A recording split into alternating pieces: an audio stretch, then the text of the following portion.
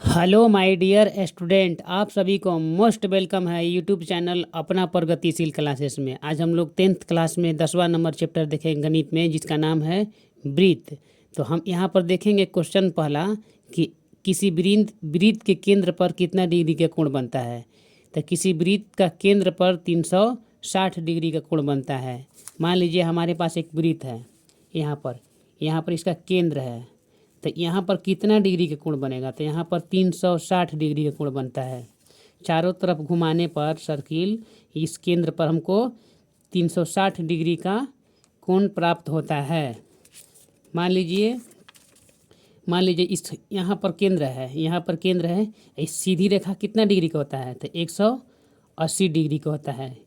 व्यास जो होता है हमारा कितना डिग्री का कोण बनाता है, 180 डिग्री का कोण बनाता है। अगर व्यास को हम यहाँ पर जीवा को सबसे बड़ी व्यास होता है, जिसको हम दो भागों में यहाँ पर बांट देंगे, खंडों में बांट देंगे, तो यहाँ पर कितना डिग्री कोण बन रहा है। यहाँ पर मेरा 90 डिग्री का कोण बन रहा है। यहाँ पर कितना डिग्री का कोण बन रहा है, 90 डिग्री का। यहाँ पर कितना डिग्री का कोण बन रहा है, 90 डिग्री का। यहाँ पर कितना डिग्री का बन रहा है, 90 डिग्री का। तो सबको जोड़ने पर हमको कितना प्राप्त हो रहा है, चारों को हम जोड़ेंगे 90 डिग्री जोड़ेंगे तो कितना प्राप्त होगा। हमारे यहाँ पर प्राप्त हो जा रहा है 360 डिग्री।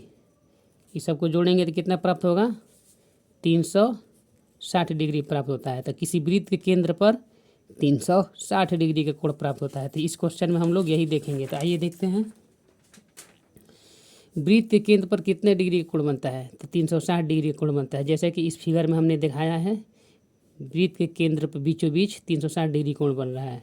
यहाँ वृत्त के आधा जो व्यास होता है, यहाँ से केंद्र पर कितना डिग्री, सीधी रेखा को 180 डिग्री बनता है। यहाँ पर चार भागों में हमने दिखाया है वृत्त के केंद्र पर A B C D। तो यहाँ पर 90 डिग्री 90 डिग्री 90 डिग्री, मतलब कुल मिलाकर के यहाँ पर चारों को जोड़ेंगे 360 डिग्री प्राप्त होता है। अब नेक्स्ट क्वेश्चन है हमारे पास, स्पर्श रेखा त्रिज्या के साथ कितना डिग्री का कोण बनाती है। तो स्पर्श रेखा यहाँ पर है, यहाँ पर स्पर्श रेखा है, यहाँ पर केंद्र है, यहाँ से मेरा त्रिज्या है। तो जहाँ पर भी स्पर्श रेखा अगर छूता है त्रिज्या, तो वहाँ पर 90 डिग्री का कोण बनाता है, यानी कि 90 डिग्री का कोण यहाँ पर मेरा बन रहा है। किसी वृत्त की व्यास का दोनों बिंदु परिधि पर कितना खींचा गया रेखा कैसा होता है। मान लीजिए यहाँ पर व्यास है, तो दोनों वृत्त के परिधि है यहाँ पर। तो यहाँ पर कितना, यहाँ पर क्या बनेगा, कैसा रेखा बनेगा। तो समानांतर रेखा बनेगा। वृत्त के दोनों सिरों पर इस परिधि पर जहाँ से व्यास स्पर्श करता है, यह स्पर्श करता है, एक बिंदु यहाँ पर है, एक बिंदु यहाँ पर है। मान लीजिए यहाँ पर P बिंदु है, यहाँ पर Q बिंदु है, दोनों परिधियों का स्पर्श कर रहा है। तो इस पर खींचा गया स्पर्श रेखा सीधे यहाँ पर कितना डिग्री कोण बनाता है। तो यहाँ पर 90 डिग्री कोण बनाएगा, और यहाँ पर 90 डिग्री कोण बनाएगा, यहाँ पर भी 90 डिग्री कोण बनाएगा, यहाँ पर भी 90 डिग्री कोण बनाएगा, यहाँ पर। अब वृत्त के जो स्पर्श रेखा है एक दूसरे को समानांतर होती है। क्या होती है, वृत्त की स्पर्श रेखा एक दूसरे को समानांतर होती है। तो यहाँ पर हम बोल सकते हैं किसी वृत्त की व्यास का दोनों बिंदु परिधि खींचा गया स्पर्श रेखा कैसा होता है। तो हमेशा एक दूसरे को समांतर होता है। यहाँ तक हम समझ लिए। अब देखते हैं नेक्स्ट 11 नंबर क्वेश्चन में। 11 नंबर क्वेश्चन में क्या कह रहा है। 11वां नंबर क्वेश्चन में है, यहाँ पर दो वृत्तों की सापेक्षिक स्थितियाँ एवं उनकी उभयनिष्ठ स्पर्श रेखाएं, मतलब दो वृत्तों के बीच इस स्पर्श रेखा कैसी होती है। तो पहला मेरा है यहाँ पर दो दिए हुए वृत्तों की स्पर्श रेखाएं, स्पर्श करने वाली रेखा वृत्तों को अभयनिष्ठ या स्पर्शदर्शी करती है। यहाँ पर क्या करती है, स्पर्शदर्शी करती है। तो यहाँ पर देखते हैं पहला नंबर में है अपारदर्शी वृत्त।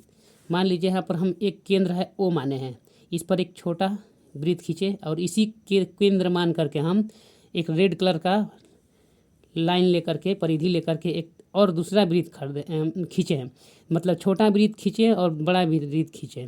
तो छोटा वाला वृत्त यहाँ पर एक लाइन खींचेंगे हम, तो छोटा वाला वृत्त का स्पर्श रेखा कहलाएगा। अब बड़ा वाला वृत्त को अंदर से भाग जा रहा है ये लाइन, तो ये छेदक रेखा कहलाएगा। चित्र में यहाँ पर कोई उभयनिष्ठ नहीं होगा, क्योंकि दोनों में स्पर्श रेखा होनी चाहिए। सिर्फ छोटा वाला वृत्त में स्पर्श रेखा हो रहा है यहाँ पर, छोटा वाला वृत्त का स्पर्श रेखा हो रहा है और बड़ा वाला वृत्त का स्पर्श रेखा नहीं, छेदक रेखा हो रहा है। तो दोनों में जो उभयनिष्ठ होता है उसको मानेंगे ना। तो छोटा वाला में यहाँ पर स्पर्श रेखा हो रहा है लेकिन बड़ा वाला में स्पर्श रेखा नहीं हो रहा, बड़ा वाला का छेद कर दे रहा है, तो छेदक रेखा कहलाएगा। तो दोनों में जो रहता है उसको उभयनिष्ठ बोलेंगे। तो यहाँ पर हम बोल सकते हैं कि यहाँ पर कोई अभिनिष्ठ नहीं है। चित्र में यहाँ पर देख सकते हैं, चित्र संख्या 1 फिगर में यहाँ पर बोल सकते हैं कि कोई उभयनिष्ठ रेखा नहीं है, क्योंकि दोनों में उभयनिष्ठ होना चाहिए। तो यहाँ कोई उभयनिष्ठ स्पर्श रेखा नहीं है क्योंकि यहाँ दोनों वृत्तों का स्पर्श रेखा नहीं हो पा रहा है। तो छोटा वृत्त का स्पर्श रेखा है लेकिन बड़ा वृत्त की छेदक रेखा होगा, इसलिए यह नहीं होगा इस प्रतिच्छेदी रेखा में। दूसरा नंबर में देखते हैं क्या कहता है। दूसरा नंबर में देखेंगे, मान लीजिए यहाँ पर क्या है, दूसरा नंबर में अपारदर्शी प्रतिच्छेदी रेखा। एक ओ केंद्र मान करके बड़ा वृत्त खींचा केंद्र, और यहाँ पर पी केंद्र मान कर एक छोटा वृत्त खींचा। तो इस वृत्त को इसको हम परिधि मिलाया, इस ग्रीन कलर के जो हरा कलर के दिखाई दे रहा है, यहाँ से ए से बी तक एक रेखा खींचा जो छोटा वाला वृत्त को भी स्पर्श कर रहा है और इसी को पार करते हुए बड़ा वाला को भी स्पर्श कर रहा है। तो यहाँ पर हमको एक स्पर्श रेखा प्राप्त हो रहा है।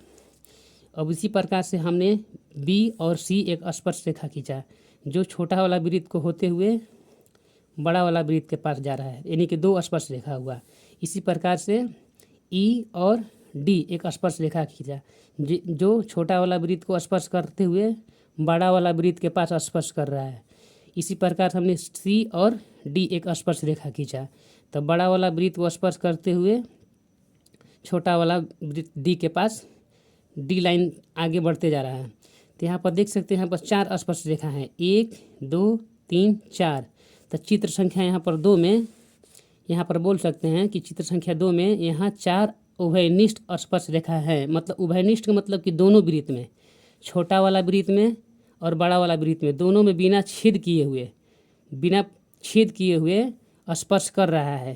तो इस प्रकार से हम कह सकते हैं कि यहाँ 4 उभयनिष्ठ स्पर्श रेखा हैं। पहला ए बी एक स्पर्श रेखा है, दूसरा बी सी एक स्पर्श रेखा है, तीसरा सी डी एक स्पर्श रेखा है, चौथा डी ई एक स्पर्श रेखा है। यहाँ पर आप लोग देख सकते हैं, यहाँ पर पहला ए बी एक स्पर्श रेखा है, दूसरा बी सी एक स्पर्श रेखा है, तीसरा सी डी एक स्पर्श रेखा है और चौथा डी ई एक स्पर्श रेखा है। तो यहाँ पर हम लोग क्लियर। हम नेक्स्ट देखते हैं प्रतिच्छेदी वृत्त। प्रतिच्छेदी वृत्त क्या होता है? जो वृत्त को प्रतिच्छेद कर रहा है। छोटा वृत्त, यहाँ पर केंद्र पी मानकर के एक छोटा वृत्त खींचा और ओ केंद्र मानकर एक बड़ा वृत्त खींचा। रेड कलर वाला जो दिखाई दे रहा है बड़ा वृत्त है और ब्लैक कलर का जो दिखाई दे रहा है छोटा वृत्त है। तो यहाँ पर हमने एक स्पर्श रेखा खींचा ए और बी। जो बड़ा वाला वृत्त रेड कलर का जो वृत्त है यहाँ पर स्पर्श कर रहा है, छोटा वाला वृत्त जो ब्लैक कलर का है यहाँ पर स्पर्श कर रहा है। यानी दोनों के पास क्या कर रहा है, स्पर्श करते हुए ए बी एक रेखा जा रहा है। दूसरा में देखेंगे पी और क्यू भी 2 स्पर्श रेखा है। छोटा वाला वृत्त को होते हुए बड़ा वाला वृत्त को होते हुए जा रहा है। तो यहाँ चित्र संख्या 3 में हम कर सकते हैं, यहाँ 2 उभयनिष्ठ स्पर्श रेखा होती हैं। पहला ए बी एक स्पर्श रेखा है, दूसरा